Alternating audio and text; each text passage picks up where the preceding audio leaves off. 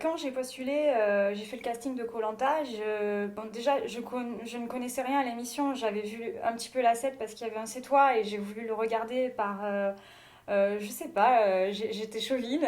Moi, il y avait un C'est toi, je voulais le voir. Et finalement, voilà, encore, j'ai vu plein d'activités sportives et je me suis dit, oh, mais c'est bien en fait, koh mais je veux le faire. Mais je voulais le faire que pour l'activité sportive qu'il y avait parce que c'était très recherché et je voulais voir comment j'étais par rapport à un ensemble d'autres personnes. Et je me suis dit, je suis sûre que je peux être bien. J'étais déjà, alors j'étais en licence, j'étais en troisième année en licence de communication. Là encore, j'avais pas trouvé ma place dans cette école-là. Donc ça ne m'a pas fait grand-chose de devoir la quitter, de toute façon. Et je me souviens une chose, c'est qu'on était en cours de théâtre à cette école, et puis j'en ai parlé vite fait, de toute façon je fais le casting de koh. Bon, quand on dit ça, il y a des milliers de personnes, on se dit pas elle va être retenue, donc c'est passé à l'as, heureusement, parce que sur ça, la prod est très... elle fait attention à ce qu'il y ait pas que ça s'ébruite pas, hein. Mais j'ai été aux premières étapes, quoi. Après, j'ai arrêté d'en parler, hein, mes parents, ils rigolaient. Parce que, ah, ça y est, elle a un délire de plus, bien sûr, elle ne, parce que on croyait pas tellement à moi. Elle sera pas prise. Ah, d'accord, parce que là, ça motive encore plus d'entendre elle sera pas prise, hein, faut le savoir. Donc je passais les étapes au fur et à mesure. Mais à chaque fois, j'étais très excitée parce que ça diminue, on est de moins en moins. Et nous, on est toujours là. On se dit, mais ah mince, on le touche du doigt presque. Bon. Et le jour où on m'a fait l'annonce, j'étais au restaurant avec mes parents parce que je faisais un stage dans la communication. Et non, ils étaient venus me chercher pour manger un petit resto tous ensemble, pour se voir un peu. Et là, le téléphone qui sonne. Je vois numéro masqué. Alors ça veut dire de suite c'est la prod. Donc je me suis dit, ça y est, c'est pour me dire si je suis prise ou pas. Je m'écarte du restaurant et là je réponds. Et au fond de moi, vraiment, je sais pas, ça ne se fait pas dire ça, mais au fond de moi, je savais que j'étais choisie. Alors du coup, quand on me l'a annoncé, j'étais partagée entre ne rien dire parce que je m'y attendais, ou alors faire semblant, simuler la joie. J'ai dit, allez, simulation. Donc j'ai simulé la joie. Et puis voilà, après je suis revenue m'asseoir et j'ai dit à mes parents, ben ça y est, je pars. Ah d'accord. Ah non, mais vous aviez dit que je ne serais pas prise. Et en fait, ils étaient partagés entre le côté un peu fierté et le côté terrorisé, parce qu'ils ne savaient pas à quoi s'attendre. Moi non plus, cela dit. Je croyais qu'il y avait quelques petits trucages de droite à gauche qu'on allait manger, parce que le petit gabarit que je suis s'est dit, bon, on va me donner des petits trucs quand même, comme ça, en cachette. Non, non, que nenni. J'ai vraiment souffert de la faim. Et puis d'entrée, moi, dans l'avion, j'avais jamais pris de long courrier. J'ai été malade, je vomissais déjà. Et 3 jours après, je vomissais encore, et encore, et encore. Je vomis non-stop et je ne mange pas, il va y avoir un problème. Au bout du 12e jour, j'ai dit à mon équipe, on va faire une réunion. Nous, on est décimés parce que les autres sont beaucoup trop forts. Là, vous allez devoir voter contre quelqu'un. Bah, allez-y. À la limite, vous ferez une bonne action parce que je mangerai, je sors, je mange et on n'en parle plus, hein. Et voilà, donc ça s'est passé comme ça. C'était génial. Mais j'ai été déçue parce qu'en fait, moi, je partais pour faire plus de l'individuel et on dit dans le collectif. J'ai été frustrée de ne pas pouvoir faire des épreuves où j'étais seule face aux autres, en fait. C'est ça ma petite... voilà. Quelle saison tu as faite et où tu étais? Alors, j'ai fait la saison 8 et j'étais aux Philippines. On est arrivé en avion après 11 heures, où à 10e heure, hein, je commençais à vomir pas avant. Et là, contente d'arriver, j'avais encore la tête qui tournait, j'ai l'impression d'être dans les nuages. Et là, on vient me voir, on me dit Jessica, parce qu'on n'est pas mélangé aux autres candidats, on est seul. Jessica, tu vas faire, allez, 11 heures de plus en voiture. Moi, en plus, je craignais les transports. La voiture, 11 heures, on n'avait pas nos portables, on n'avait rien. Je vomissais, c'était le début de koh pour moi. Et dans mon livre, j'explique bien ce début. C'était très compliqué à gérer. Maintenant, après quelques années, quel regard tu portes sur cette expérience, d'une part, et sur les missions en général? Comment elle évolue selon toi? Comment les choses ont pu. Comment tu le vois tout ça? Alors, koh même ce qui s'est passé, hein, au final, le fait que j'ai été fragilisée, de toute façon, j'étais pas bien costaud hein, non plus. Donc c'était juste ça, voilà, ça a fait accélérer les choses, je dirais, hein, de toute façon. Mais j'en garde un bon souvenir. À refaire l'expérience, je la referai. Attention, je n'ai pas dit que je bave pas dessus, vraiment, je le referai. Et aujourd'hui, je prends plaisir à regarder les anciens. Je me régale. C'est vraiment chaque jour où il y a koh je m'installe, c'est le grand événement. C'est palpitant, j'aime. Et souvent, je me dis, ah, j'aimerais être à leur place, alors que, ben non, tu peux pas, t'es trop faible. mais non, c'est beau. Je me régale de le voir. Après, ça devient un petit peu quand même télé-réalité, peut-être un peu plus qu'avant. Nous, on était monsieur, madame, tout le monde. Là, on voit qu'ils ont l'habitude des caméras, qu'ils font un peu le showbiz. Ça doit être quand même troublant de se trouver sur une île comme ça, ne pas manger, de voir une équipe autour, parce que forcément, on ne les voit pas, les techniciens, mais ils sont là, qui eux vont forcément au restaurant le soir ou je ne sais quoi. Et cette espèce de différence entre vous, les candidats qui souffraient de la faim, et de voir que les autour, il y a quelqu'un un peu repute son repas du midi. Mais en réalité, ils sont très discrets. On n'a pas le droit de leur parler, ils n'ont pas le droit de nous parler. Donc au final, on ne s'aperçoit pas de toute la vie qu'il y a autour et on est entre nous. Bon, c'est vrai qu'il faut composer avec les caractères de chacun. Moi, à l'époque, donc j'avais quoi? J'avais 20 ans. J'avais cette éducation très stricte, donc où de toute façon, si on est avec, moi j'étais la plus jeune, on est avec des adultes, donc finalement, mais il fallait que je les écoute. S'ils avaient quelque chose à dire, c'était eux qui avaient raison, c'était pas moi. Donc du coup, moi je m'effaçais, j'étais, voilà, j'étais pas active dans mon koh, j'étais passive. Et moi, ça c'est le plus grand regret parce que maintenant, non, voilà, il faut s'affirmer. Mais à l'époque, non. Et bon, c'est dommage.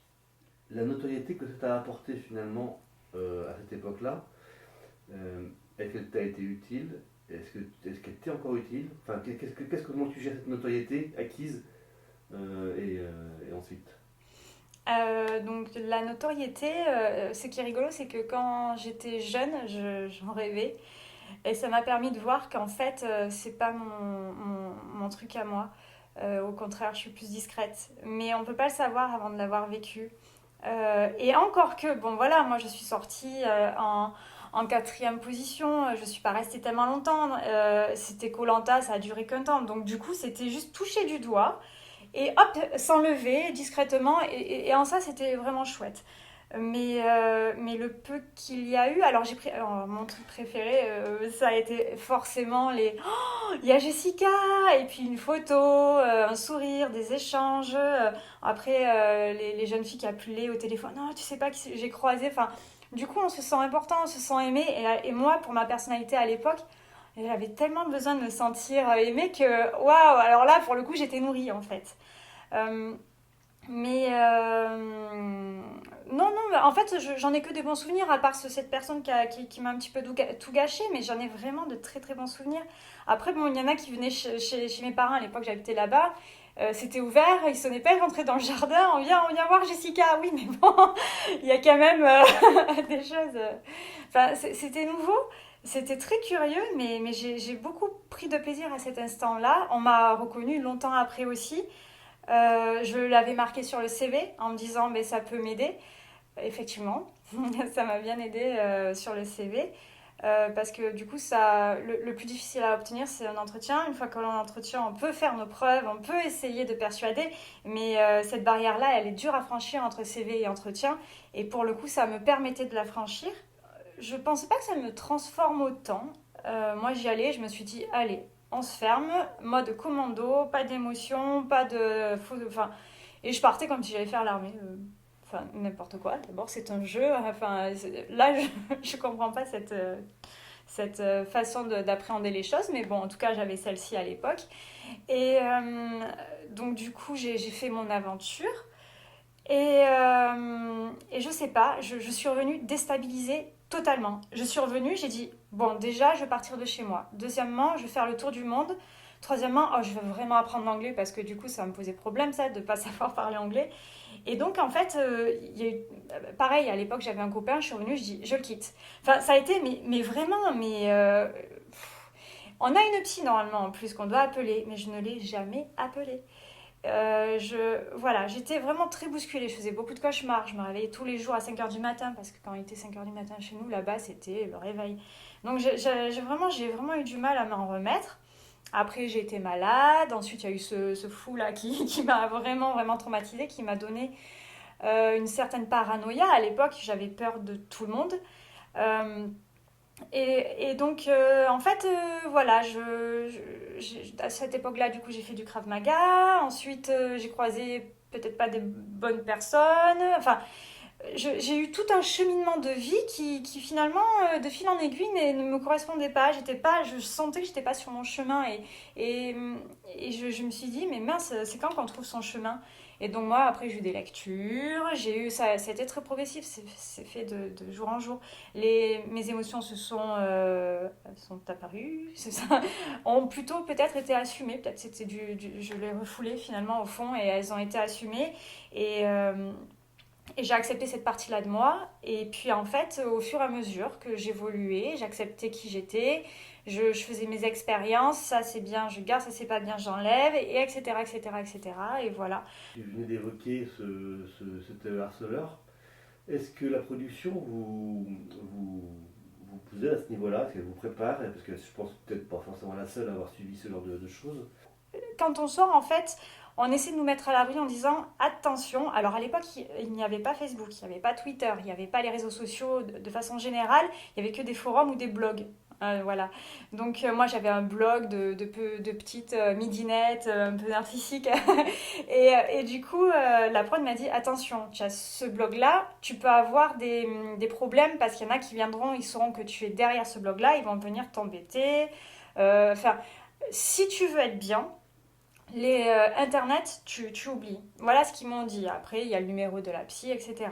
Donc, ils nous protégeaient comme ça à l'époque. Je pense qu'aujourd'hui, euh, c'est compliqué pour eux de mettre à l'abri leur candidat. Parce que, en fait, tout le monde, à travers les réseaux sociaux, peut attaquer anonymement.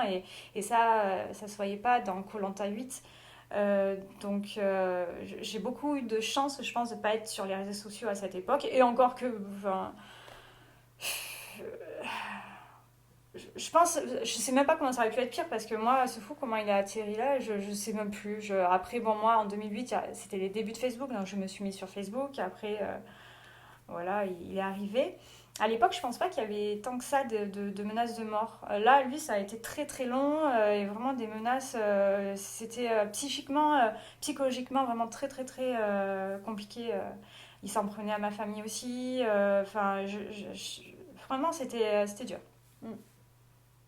Du coup, oui, donc koh ça m'a permis de m'accepter telle que j'étais parce que je me suis rendu compte que j'étais là-bas et que finalement j'étais assez fermée.